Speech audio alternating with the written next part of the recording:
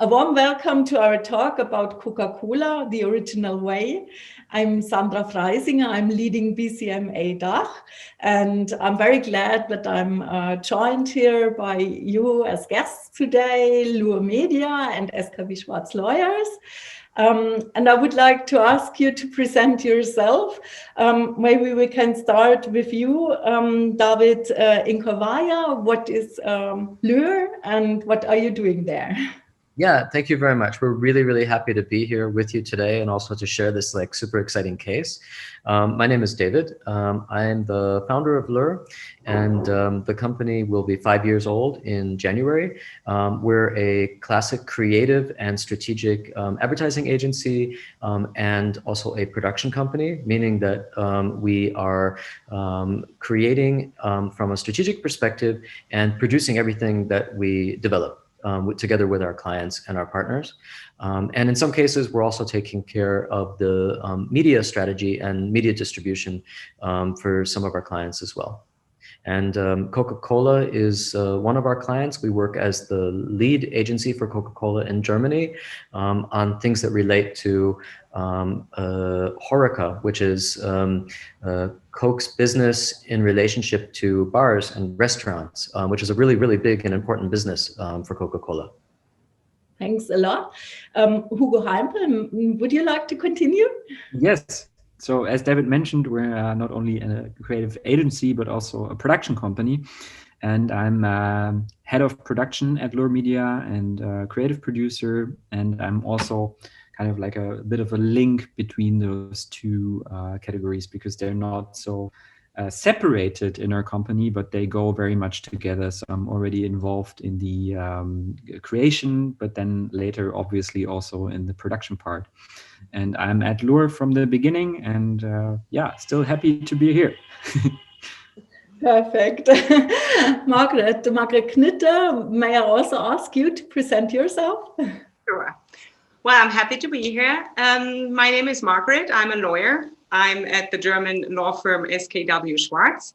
We are a full service law firm. However, most of our colleagues work in the IP field, IT, digital business, media and entertainment law.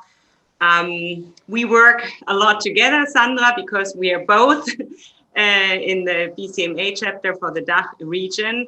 So that's one of my, where I specialize in is product placement, influencer marketing, and these kind of fields. So I'm happy to be here and talk about this field. Thank you very much for being here. And I'm looking forward now to hearing more about this content of Coca-Cola on a VOD portal, which is really something brand new for us here in Germany. And I would like to ask you about what was it like developing and producing the original way, and what was the task and the strategy behind for Coca-Cola? Yeah, so maybe just to start a little bit, we won't go into too much of the business strategy for Coke, just out of respect for our client. But I think what we can say is that for Coca-Cola, it was deeply important, as always for them, to connect very closely and be a part of the culture which is taking place in any area. I mean, we have to remember Coca-Cola is over 100 years old, and they're the ones who sort of invented Santa Claus and have been involved on so many levels in cultural milestones throughout its 100-year history. So for us, when the challenge came that Coca-Cola would like to play an even stronger role in the restaurant and food scene in Germany and in the DACH region, it was a really great challenge for us. And I think in particular, one that was also a passion project for Hugo and myself, because we're both also self-confessed foodies as well.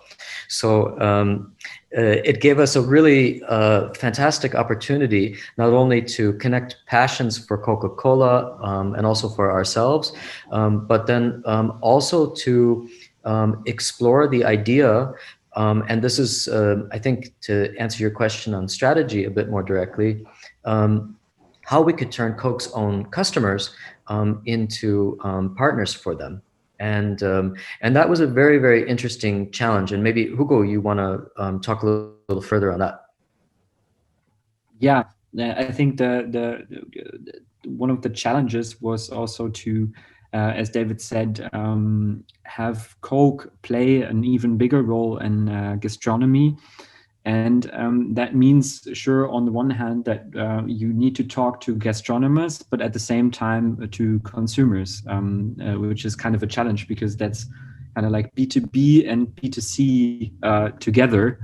And in order to do that, we knew we needed to partner up with gastronomies and then find a way to tell stories which are interesting to normal consumers.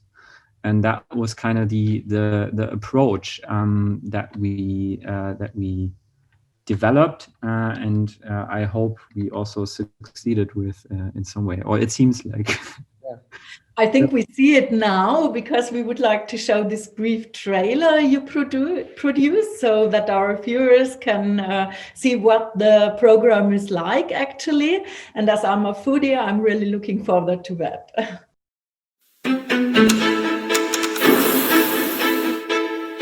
In Berlin gibt es 1500 Möglichkeiten, Pizza zu essen.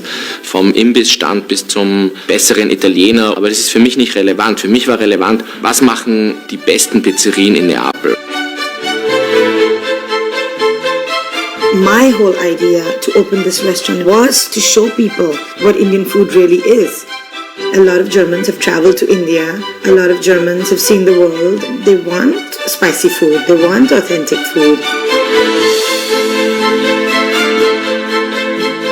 Man sagt auch in Dänemark, man braucht Tålmodighed. Also, du brauchst Geduld. Alles, was langsam wächst, schmeckt am Ende auch besser.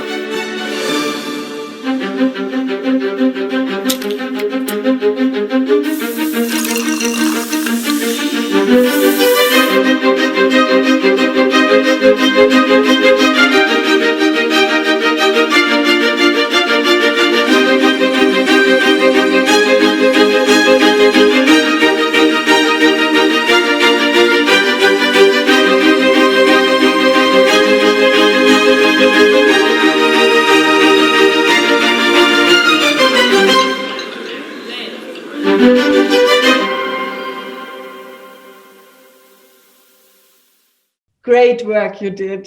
So I'm really, really admiring it. And we saw that this was on YouTube, but then it was brought to Amazon.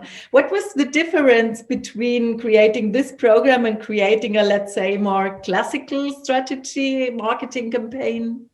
Maybe one thing that I would just like to add is that just to explain to all of your viewers how the focus of the campaign and the tagline connects to the overall arc, and then I can talk for a moment about perfect. Yeah. So the name of the program that we developed together with Coca-Cola is called, in German, it's Das Original serviert, or in English, the original way. And the idea was really to focus on Coca-Cola's classic glass bottle, which is also the way that it's originally served. And so we wanted to make a direct connection, just first of all, like on a consumer level, on an enjoyable level, that Coca-Cola really tastes much different and much better if it's served from the original glass bottle than it is than, say, if it's in a large 2-liter, I don't know, plastic bottle that's maybe been open for 2 days and then served, a little flat or something. And so just on a taste and quality level, that was one aspect. Another one, and I think when we were in the very early days of developing the concept, was that we had a lot of discussions with bartenders and restaurateurs in Berlin and in Germany.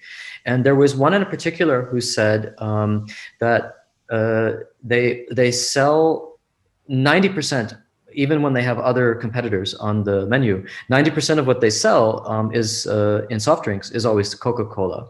And we said, why is that? And he said, oh, I think it's because it's the original. They know the original taste, and it's something that everybody knows from their childhood, and everything else is essentially like a copy, and that's really what people want. And that sparked something in us on a creative level, which was that we can talk about the original, serve the original way. And then when it is in the context of food or the context of connecting to the gastronomy world, then Coca-Cola is really the natural champion of original dishes. So the concept was then, let's partner together with the heroes of German gastronomy, and those would be chefs or bartenders who serve original dishes and original drinks, or classic dishes and classic meals and drinks in with the original Coca-Cola. How did you find them, those protagonists? I think Hugo is definitely the right one to answer that, because he was deeply involved in the in research. So how did you find them? So I think it's a mixture. In the beginning, it was very much reliant also on our, like David mentioned, we're foodies ourselves. We can't deny that. It was a lot of our like favorite restaurants, and it's also I think in this regard very important to notice, it's not about the fanciest Michelin star places like it's normally often in these types of contents, but it's very much about very, very original restaurants which are doing food which is like you would get it in the place where it comes from. So in the beginning, we had a couple that we knew of ourselves, and then we also part of our concept for a company is that we work with a large network of very, very different people. So we work with journalists as well, which is not usual for other advertising agencies, maybe, who then are very, very connected in the foodie scene, and then did a lot of research for us in terms of restaurants. Mm-hmm. Yeah, and we looked really for people that not only could share like a very, let's say, deeply original or classic dish, which is, created in an original way. So, it might be someone who's doing Peruvian ceviche, that is his grandmother's recipe. That was one of the recipes, or one of our favorite ones, which was classic Japanese udon that's coming from Sapporo, and bringing that to Germany. It wasn't just a matter of the dishes themselves, but also looking for protagonists who had a personal story to tell. And I think that was really, really vital and important to creating a good storytelling basis. So actually, every episode of the series has two protagonists. One of them is the original dish and its story. Where does it come from? And the people who are involved to make that, to bring that to the restaurant in Germany. And then there's the person or the restaurateur or bartender that is doing it, and their own personal story, their own struggles, how they opened up a restaurant and made it successful. And they all share that common passion for for bringing an original to Germany in their story. Yeah, I think what's also very, very special about the series in that regard to the chefs is that they're very, very passionate about their dishes, obviously, and they serve them every day to people, and that's what they love about it, is that they can make people happy with those dishes. But what they most of the time can't do is they can't tell the stories behind those dishes, because most of the time these dishes mean a lot to these people. They put a lot of work into it, and sometimes it may be the recipe of the grandmother, or it's coming from the place where they originally come from, and if they're homesick or whatever, they really love to have a Sapporo bowl of ramen. But they normally don't have the chance to tell these stories to every customer they served that dish to. And I think that was special about this series. It gave them the platform to tell these stories, which mean so much to them, which make these dishes and what they do so much bigger than just the dish itself. I see. Did you have any challenges in filming those stories? I mean, if they are so personal, I guess people want to get them right. Did you face challenges? I think the biggest challenge was in the selection process. And I think that was an area where are like working together with Coca-Cola on this was very new ground for them. You asked earlier about, you know, when you're approaching something which is a little different in this way, or let's say more innovative in terms of storytelling. To say we were like deeply humbled, but also inspired by working together with the team at Coca-Cola. This type of storytelling is quite new, also for them, but also for, generally speaking, for clients. And then also this type of platform where it ends up is also quite new. And so what that means is that a lot of the systems that are generally in place are ones that you have to rethink. And you have to look at different ways of working, different processes, different ways of evaluation. And so, as Hugo mentioned, we started by doing a deep dive into research with a team of journalists on our end, rather than working with copywriters or some other, let's say, kind of traditional way of approaching things. Nothing was scripted. I think that's very, very important to add. And so we never went into any sit-down interview with a set of talking points. We had previously done a set of pre-interviews with people to get an understanding for who would be right on camera and maybe where we could drive the story. But so much of the storytelling was also created on set and in the edit. And I think that also, like, really kudos to our editor or our head editor, Stefan Bartnek, who was doing, I think, just as much directing as any of the directors or Hugo or I as well, because so much of the storytelling, I think, was developed in that process as well too. So it requires a great deal of faith also on the client's behalf, because they don't have like a final script in their hand, you know, going into, yeah. And I think that's an area that creates such a level of nervousness for many clients, because, you know, if you're spending your money, you want to know very precisely what you're going to get. And even in the best situations where you can predict, there's still unknowns and still things can change. We all know that after 2020, with a year like that we've had, COVID and so on, where things have really changed, you know. But in this particular case, I think they gave us a great deal of leeway, and we were able to work with very, very small teams, and but very highly skilled people. So people who come with, you know, 15, 20 years experience, but maybe our whole set was no more than 6 people. And that allowed us to be very personal with the protagonists. So just to give you one example very quickly, Juan Danielo is a Peruvian chef, and he does traditional Peruvian food. And some of the recipes were deeply inspired by both his grandmother, but also his nanny, who raised him together with his grandmother after his parents divorced and his mother returned to Germany, where he was living in Peru. And his nanny comes from a tiny village in the Amazon, and she had not been back there for, I don't know, a good 10 or 20 years. When we went back to tell the stories of the recipes that she taught him, we went together with her back to Nauta, the village in the Amazon. And I mean, it was a really emotional experience. And for her, she saw family that she hadn't seen in like 15 or 20 years. There were a lot of tears, but also like a lot of good cooking. It was a beautiful location. And you're really able to see how, you know, family recipes can come from somewhere that's so remote, but at the same time so inspiring, like a small village in the Amazon, then all the way to the table in Berlin, and that's quite amazing.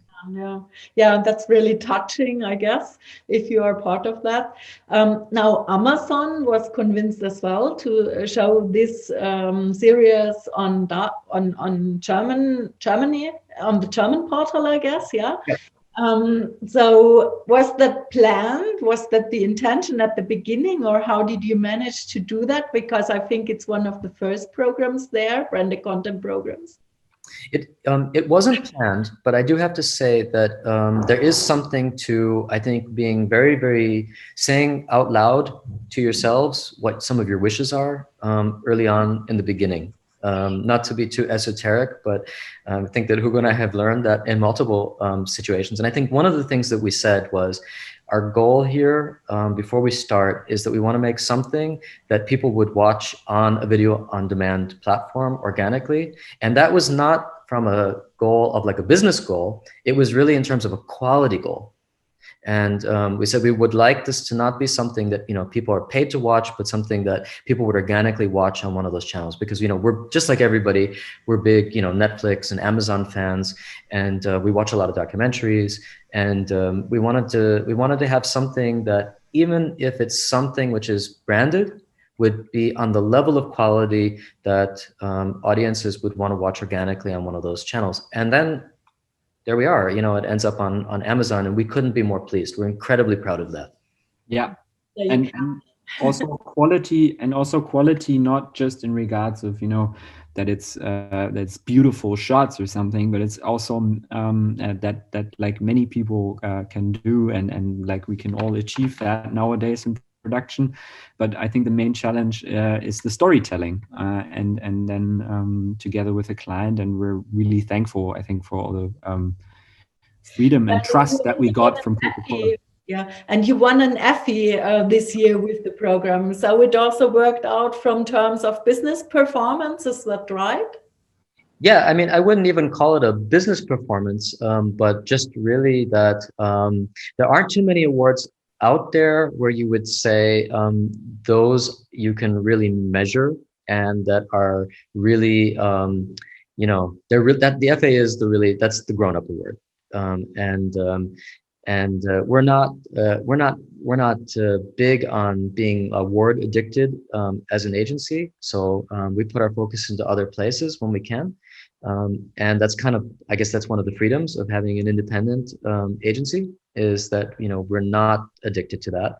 But in that case, we were very, very, very honored to receive that award.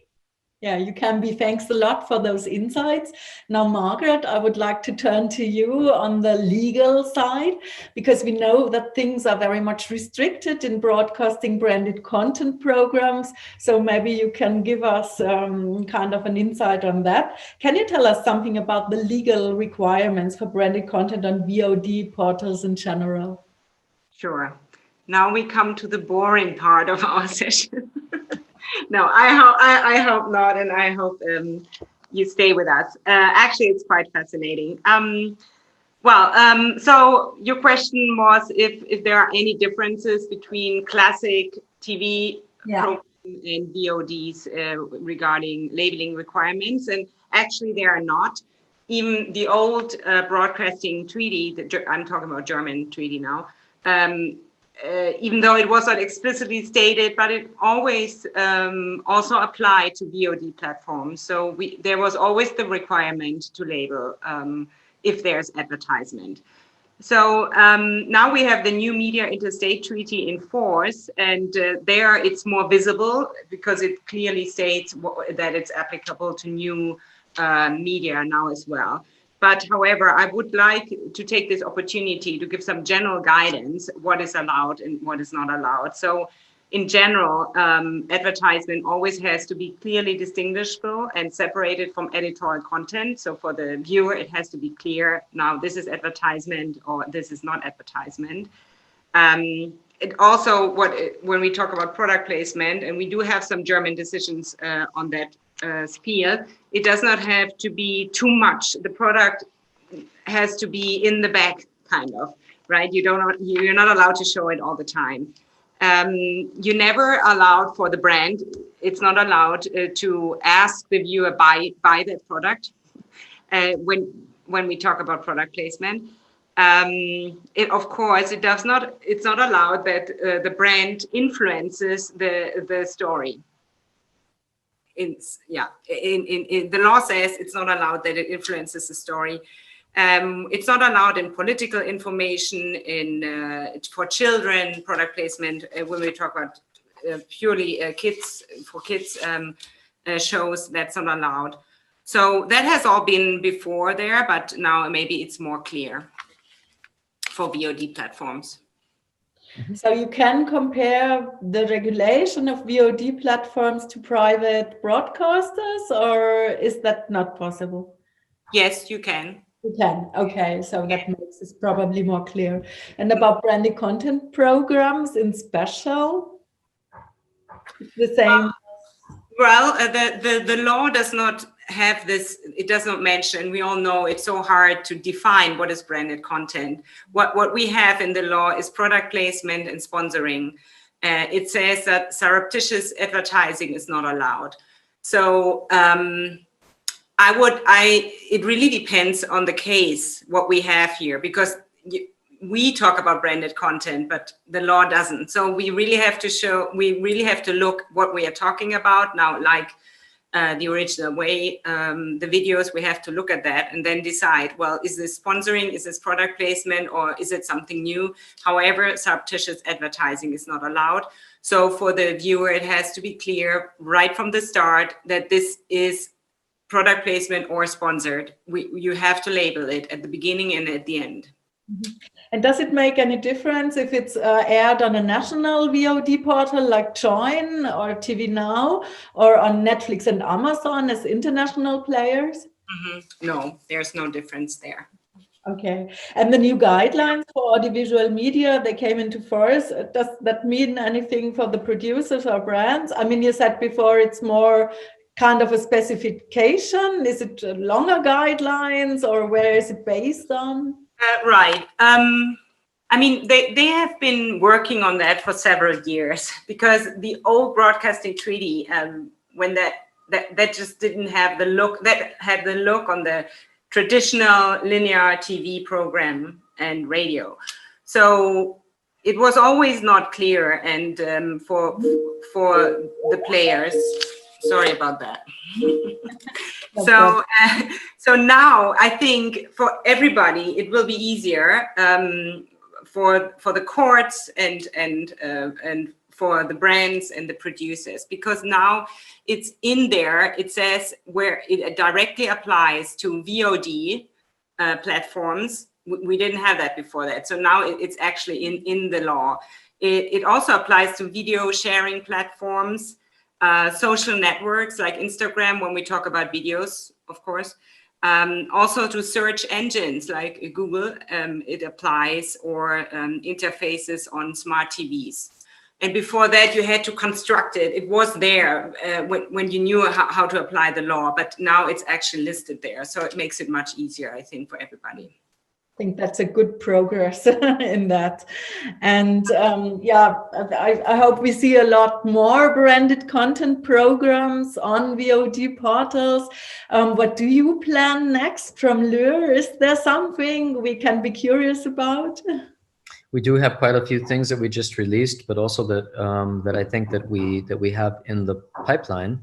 But maybe just to Margaret's point, I think that also thinking from the perspective of an audience member, I think if you're creating content that also has brands involved, I think it's really important that you're not trying to pull the wool over the eyes of anyone. I think that the idea shouldn't be, can you trick them, or can you try to sell them something without them knowing it? Audiences are really skilled and really aware. Digital audiences have grown up. Millennials and beyond have grown up understanding that there can be brands involved into the content. And I think that if it's done in a way where they see the benefit and they understand the place where what is the brand's role in this in a very clear way, and why are they involved? Why are they showing this to me? I think that they can be very thankful often that that's there, and see it as an added benefit, and not one where their rights are infringed, or that from that perspective. I totally agree, David, and I think when we talk about that in influencer marketing a lot, and I always tell our clients that surveys shows that the viewer, they don't really care if it's advertisement or not. They just want to be that it's clear. Actually, most of them actually assume it in the first place. So just be transparent. And if you give good content, if you give good content to them, they don't really care. So I cannot agree more to what you said. I think that's cool, and I think that makes it very exciting for people because it offers them a lot of opportunities. I mean, what you see also, like even just after like a year like this one, you'll see that, and I do predict that will be even more the case in the future. Brands get more and more involved in our lives, and I think that they need to define for themselves what that line is, and what that means, and how they can be responsible. It's no longer possible for most brands to not take a political stand, for example. There's so many opportunities where they're forced into it, and inaction is an action of its own. And so, and they're often punished for it. And you'll see that brands that do take a political stand and one that fits with their values, they're greatly rewarded for it as well. You've seen it, like, for example, with Black Lives Matter and Nike, or many, many other situations. And I think that the time where brands can, just play very neutral, but then if at the same time you also want to be involved, let's say even on branded content, and be a storyteller or like a publisher of stories, it's almost impossible not to have an opinion. And so I think in that way, brands need to take an opinion, and the more clear they can be what their opinion is, the easier it is for consumers to understand if that brand shares their values, and if they want to reward them by becoming viewers, by partaking in their brands and experiences. Yeah, that sounds really clear. Will we have more content on VOD portals in the near future? Because the brands also understand more how to produce things, and yeah. Yeah, I think that I think so. I think that that you see that brands want to be not only kind of competing against culture, but at the same time just adding to it every day, being a part of it. And I think that's one way that they can do it. It's not the only way, but it is one way that is particularly interesting. For us as an advertising agency and as a production studio, we also have created a video on demand studio and platform of our own that's non-related to, that's not related just to our advertising work. So we've created several original formats where we look at, for example, young creatives to look out for from around the world, or several others, and those are really interesting for us. It helps us to keep sharp with our creative voice, and at the same time, I think it puts our hand on the fire that when we make recommendations to clients, what we think is going to be interesting for audiences, we can speak with a level of authority and not just a subjective voice, because we're speaking to an audience of our own every day as well. And some of our formats have been picked up by not only just like Amazon, but also there's an Israeli platform that picked up one of our original formats, Love In, just recently as well too. So I think that's an area where we as an agency feel that we're making a lot of headway, and maybe even leading a lot of that that type of exploration for new media in Germany. Yeah, that's perfect. So we are looking forward to seeing more formats and to watch the other formats of your company as well. Thank you very much for those interesting thoughts. Thank you very much for inviting us. On behalf of the whole team of Lure, we're really, really excited about being here on Branded Content Day. And yeah, congratulations and happy Branded Content Day to everyone. Thanks a lot again also from my side for having us, and happy Branded Content Day. Happy Branded Content Day, everybody. Hooray! Thank you so much for everything, and happy Branded Content Day from the BCM DACH. Bye.